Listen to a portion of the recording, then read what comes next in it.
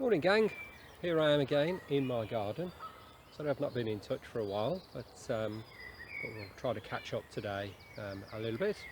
So I'm going to go for a walk around, have a little chat about a few things. I'm just going to start by showing you a bench that I usually visit. I like benches that have got some kind of memory associated with them, and I have no idea who Claire was,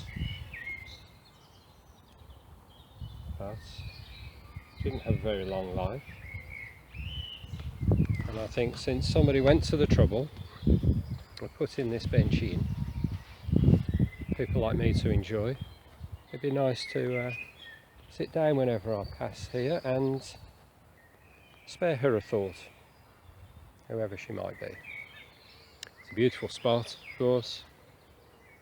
The birds are singing again. Oh, I should mention the date, I suppose.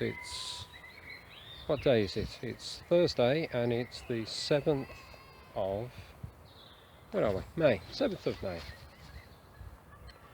Have a little stroll round. Perhaps consider a few of the things that are going on at the moment.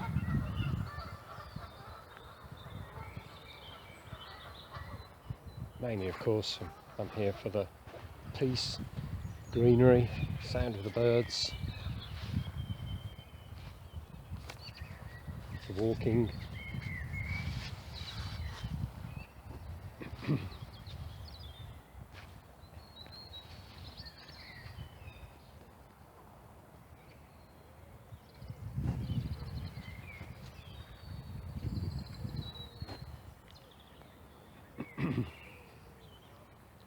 Not much is changing around here at the moment, of course. Sometime I think yet before the pool gets refilled.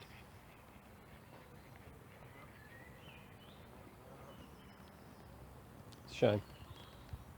I feel for the birds, I feel for the ducks.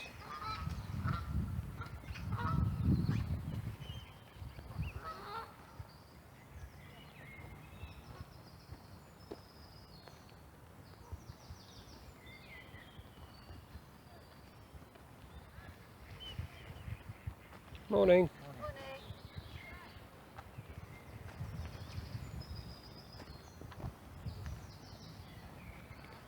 Let's see if there's any sign of the heron. Yes, the heron is there. You can see the little island, and you see the fallen tree to the left of it. You might just see there's a heron standing just this side of it. When I was here a couple of weeks ago, I stood and filmed him for ages, and he stood right on the edge of the water, the pool, and I thought he's going to go for a fish at some point, but I must have filmed for about 15-20 minutes, and then I gave in, and within 30 seconds he caught a fish. Wander around, see if we can get a little bit closer.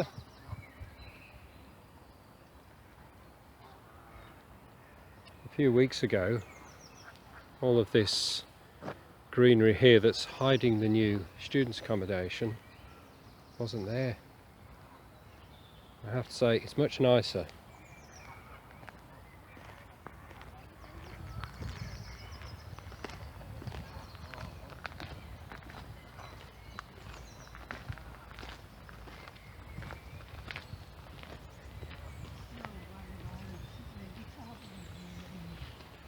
Morning.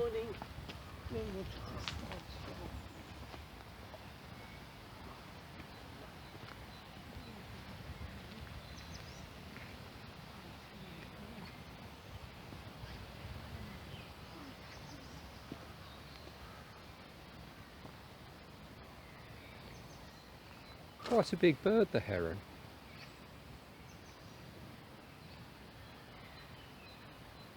It always reminds me of dinosaurs, which I know birds are supposed to be descended from. he'll stand there, or she, shouldn't say he, it will stand there for ages and ages and ages and barely move. They move in a Tai Chi way when they do need to move through the water. They're so well grounded and the one leg moves very slowly. They barely disturb the surface of the water.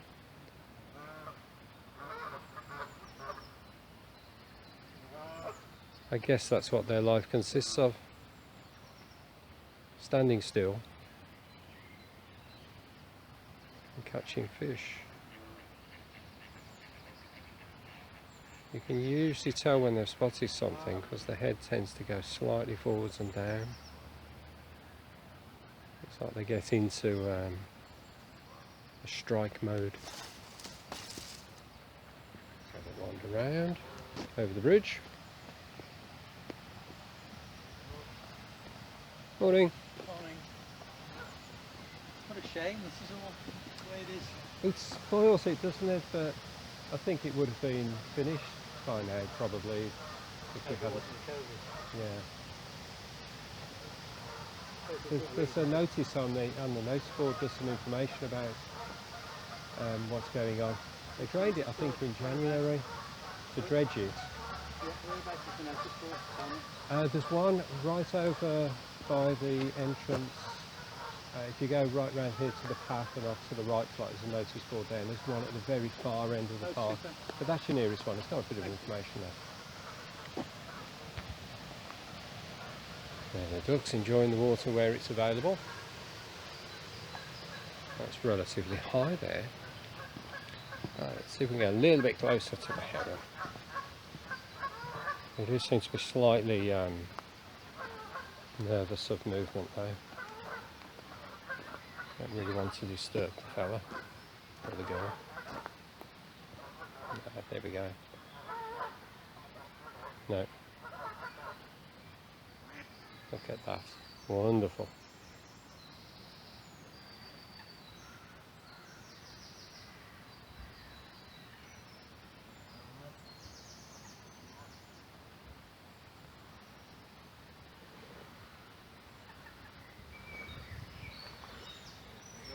Ooh, there's a bit of argy-bargy.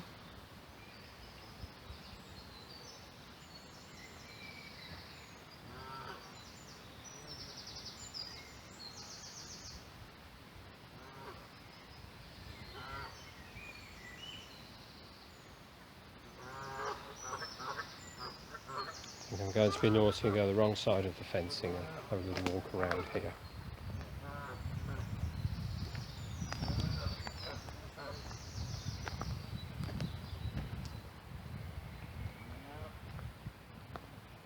I like the crunch of the ground.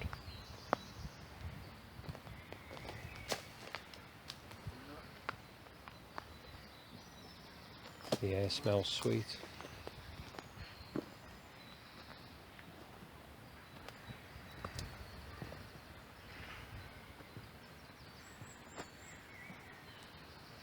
The temperature at the moment is just about right for me.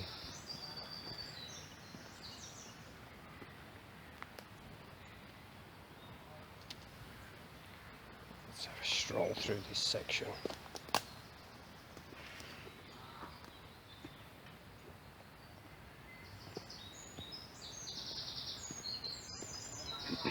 Concrete edge of the pool. I remember when they last drained this and dredged this pool. They dragged all of this out and stacked it all around here. 35 years ago apparently. That sounds about right.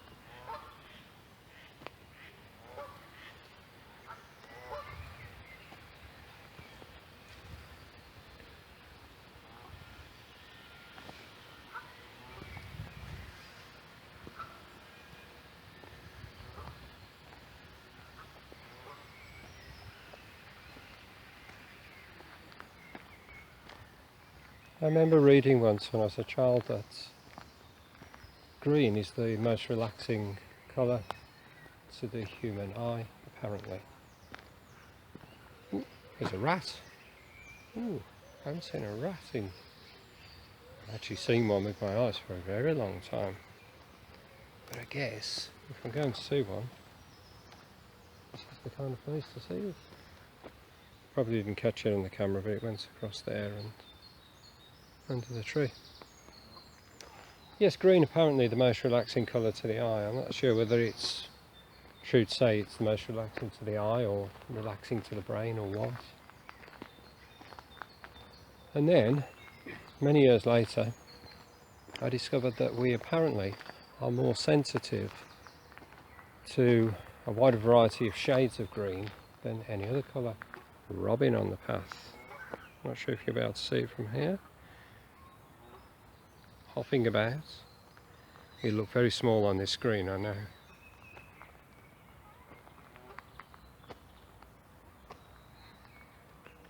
Something about robins, of course. Cheeky, friendly.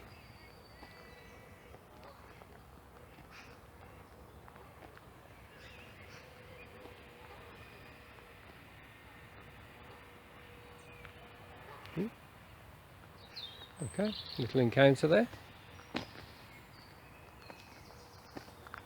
Yes, apparently we can see more shades of green, or distinguish more shades of green than any other colour, and that kind of makes sense. We evolved in a green world, didn't we?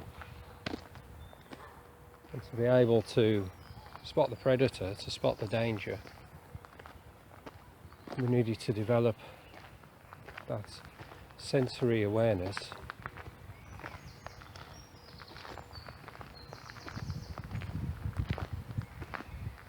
I think there are a lot of these things that are kind of primal in us, if you like. They're still with us. Most people enjoy nature. I think some people have spent so little time in it that they've kind of forgotten it.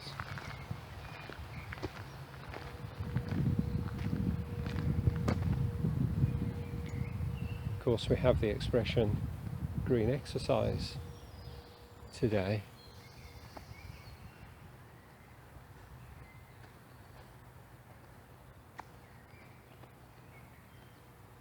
Because we do tend to recognise its importance a little bit more.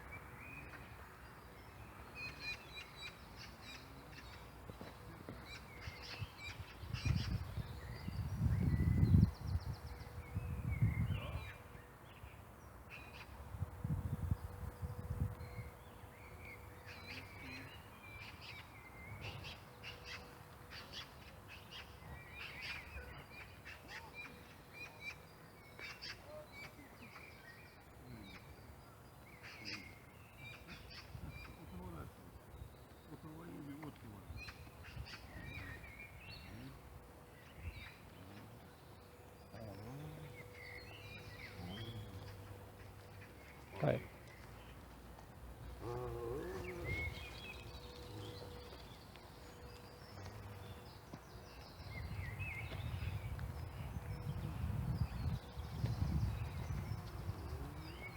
See what's going on in the stream today.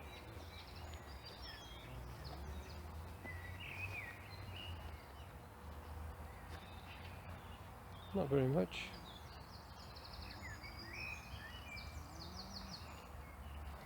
No sharks today, no piranhas.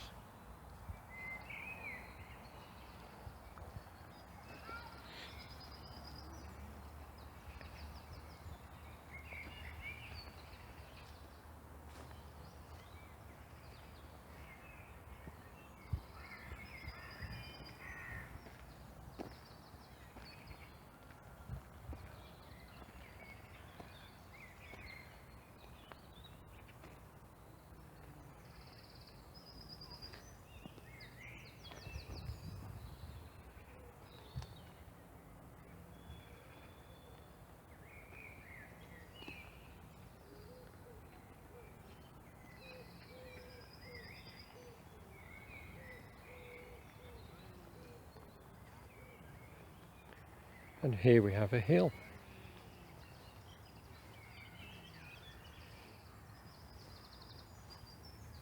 And hills, in case you hadn't noticed, they connect the lower ground to the upper ground.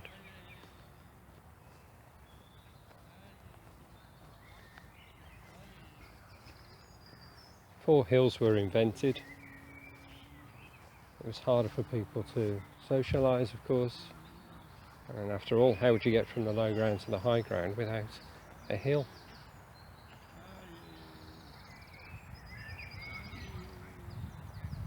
So next time you see a hill, be thankful.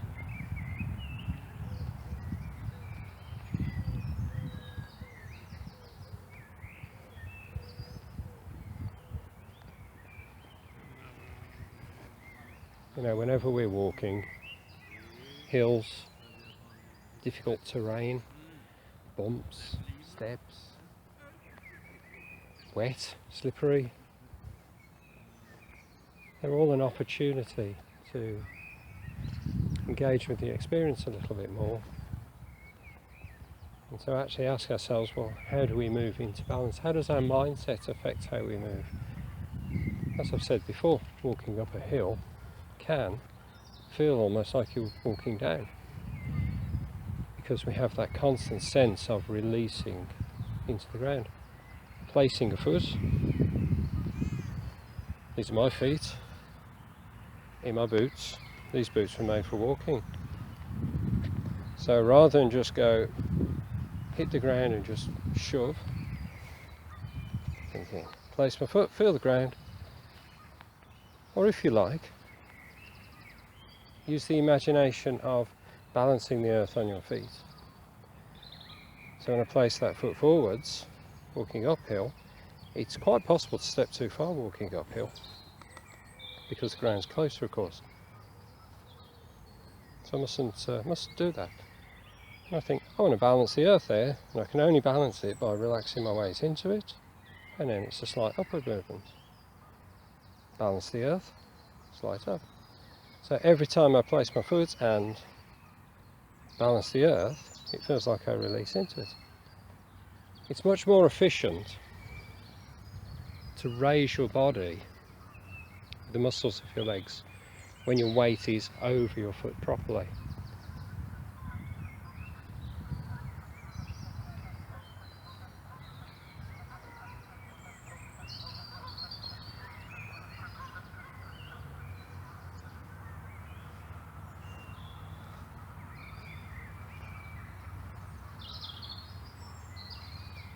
And whilst we're on the topic of hills, let's just quickly consider the difference when we're walking down a hill. Because walking down a hill, when you put your foot forwards, let's go back to my feet, there they are, my walking boots. The ground is a little bit soggy, and these are particularly supportive. So as I step forward to find a little bit better area of ground, here, as I step forwards, my foot doesn't reach the ground in the same way it does, of course, when it's going uphill, because it's further. This is the point at which we end up falling and we create an impact through our foot. So perhaps walking downhill, we need to think more of a smaller step. Again, balance the earth, release your weight into it. Smaller step, release into it. A large step just misaligns our whole body, and everything becomes less efficient, potentially more damaging, more harmful.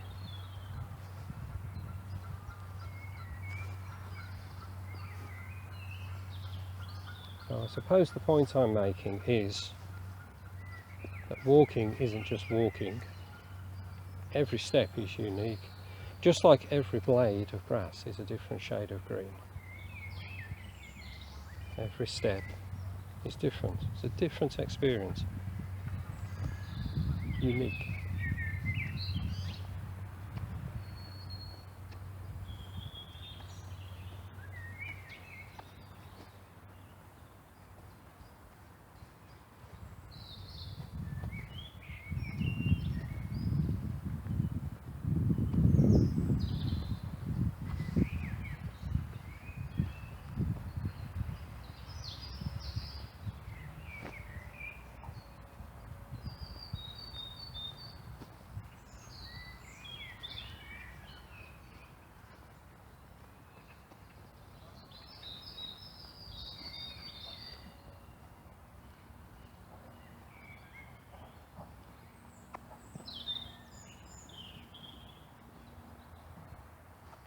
So many buttercups.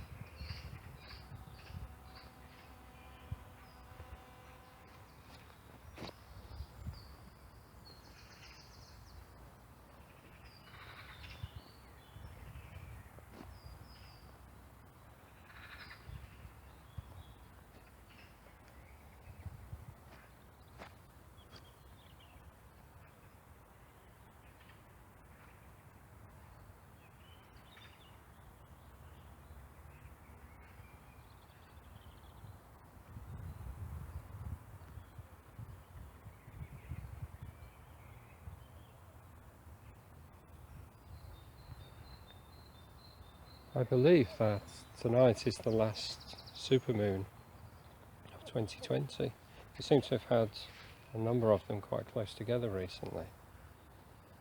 That reminds me, I must share the song with you, Supermoon. I know I've shared it with one or two people before. Not my song, of course. Sung by a young lady called Georgia Ruth, who sings some very unusual stuff. I think it's very innovative.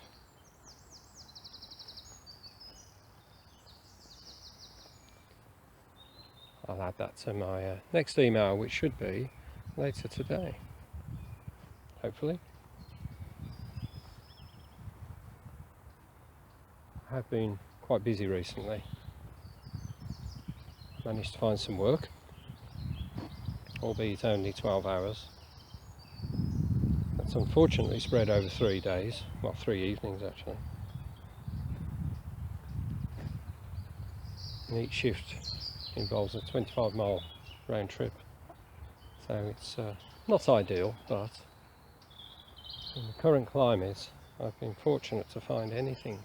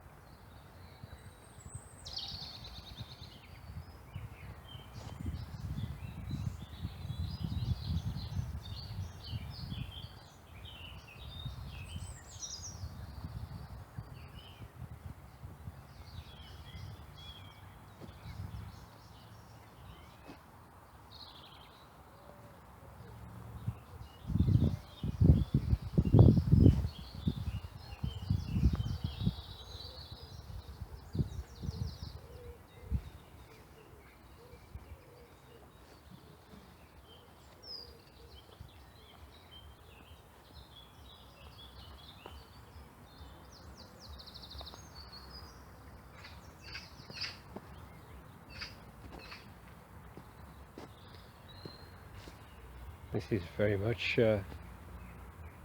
denser than it was last time I walked through here.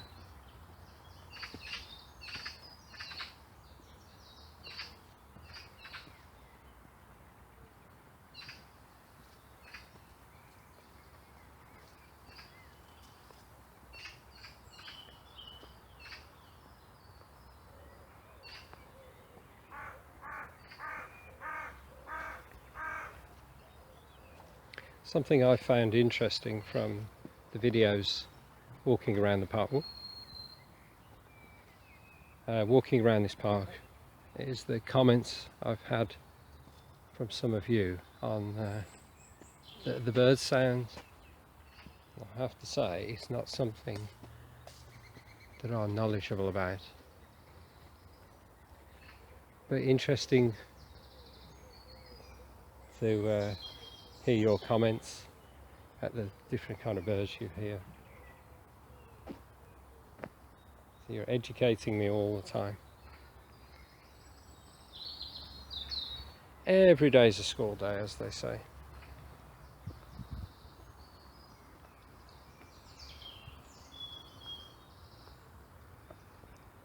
Every day's a learning opportunity.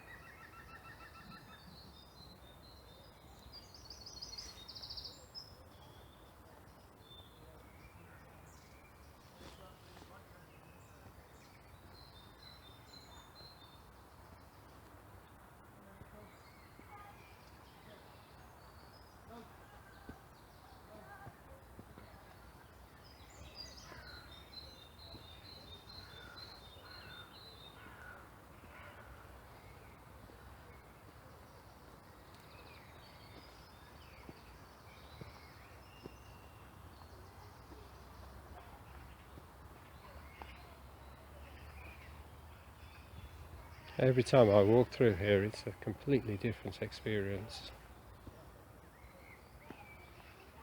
Something looks different, something feels different, the environment's different, the temperature's different.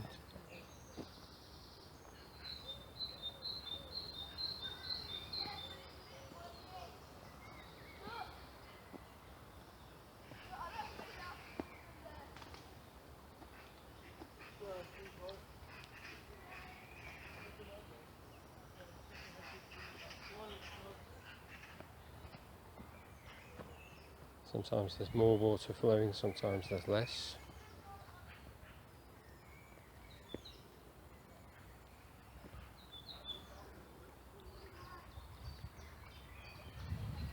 How many molecules of water do you think are in there, flowing past? Thousands, millions, billions, trillions?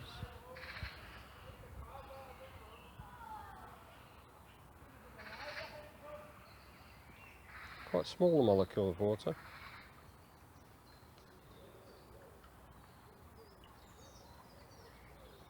If you were to take 18 grams of water, which is almost exactly 18 millilitres, not sure what that is in fluid ounces or whatever, old money. But 18 millilitres, you think about a 1 litre bottle of water or a 2 litre bottle. 18 millilitres isn't very much. If I was to tell you there are 6,022 molecules in that 18 millilitres, that probably wouldn't sound enough, and it isn't. But if you take that 6,022, 6022, and add to it another 20 zeros, so that's 6022 with 20 zeros added after it. That's how many molecules are in 18 grams, 18 millilitres of water. So the amount that's flowing past me here in every second, the amount that's going beneath my feet, is unimaginable. unimaginable to us. So the question is here, do I carry on across this branch to get to the other side, or do I carry on along there? I think I'm going to go for this branch. So it's a little bit of a, cameras like to get a little bit wobbly. So I step over this last little awkward bit here. So that's where we've just come. Currently 1 foot there, 1 foot there.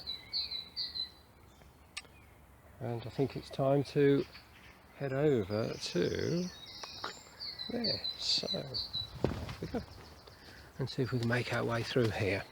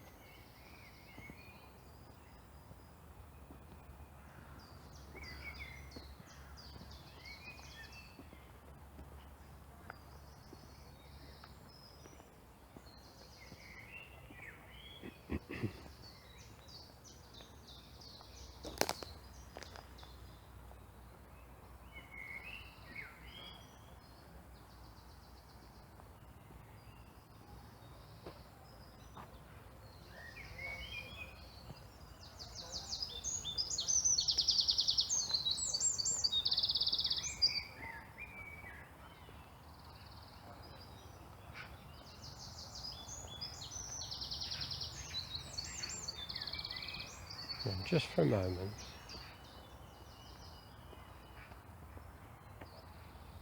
I'm going to stop and let the birds do their thing.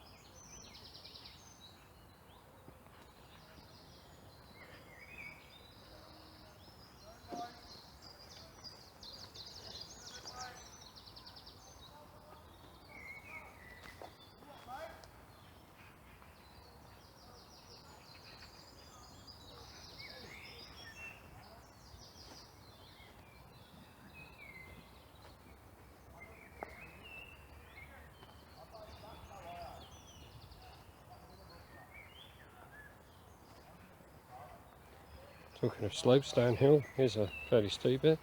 Let's take a big step here. Just want to keep the earth balanced on my feet, because if it falls off, it's going to flip around and probably whack me on the head. And I'd rather it didn't do that. So I'm going to keep it balanced on my feet.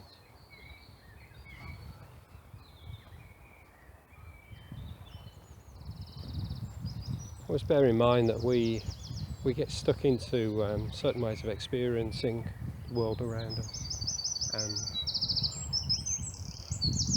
if we can find other ways of thinking about things, then it becomes a different experience. We have a more sort of a broader experience of the world, if you like.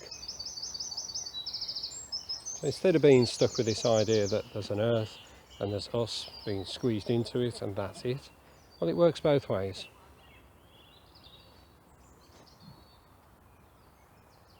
All objects are attracted to each other. That's what gravity is.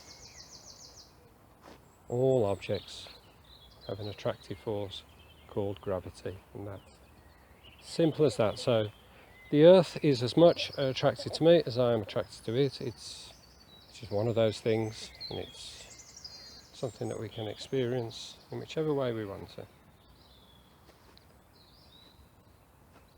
So instead of thinking that I might fall over, how about the earth might fall over? Anyway, enough of that.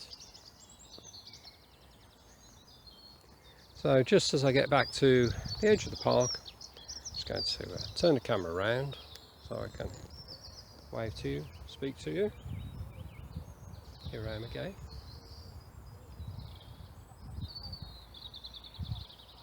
You thought this was the park, but really it is my garden.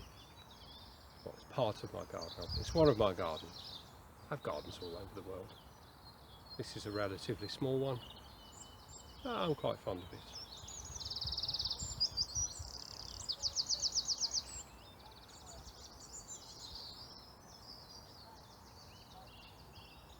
So I hope you're all doing well, staying safe, staying optimistic. I still think it's a considerable amount of time before we'll be able to meet up again. But hey, these things are challenges, opportunities.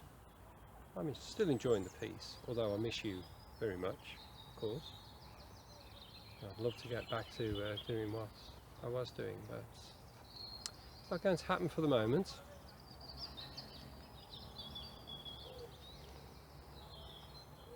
So stay strong, stay connected, that's really important. Oh, here we go, dog's appeared. Now this little spot here by the entrance tends to have quite a lot of bird sound, so I'm going to finish off with bird sound.